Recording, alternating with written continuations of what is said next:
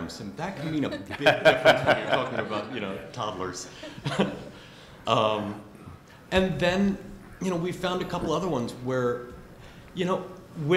especially when you're in this waterfall model, when you've been looking at these designs, when you've been developing for, what turns out to be months to really get one of these things through the regulatory process and everything else, there are elements that become so obvious that how on earth could somebody ever not understand this? This is plain as day.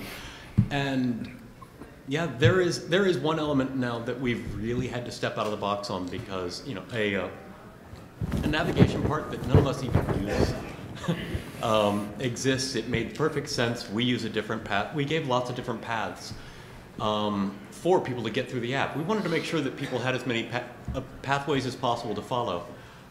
There is one of those pathways that seemed really cut and dry, really nice and simple. It wasn't the one that any of us preferred, but it was good.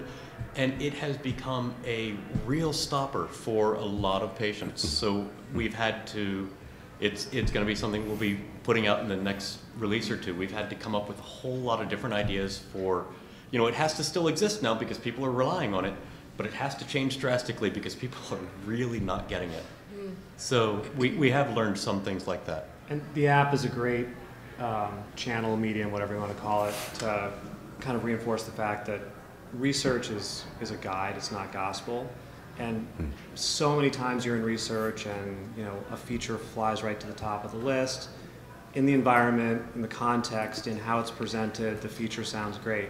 Then it's implemented and it's not the feature that they wanted. So, we are prepared for that, we're used to that, and it's not maybe that extreme, but you're never going to assume that you got it right. You're always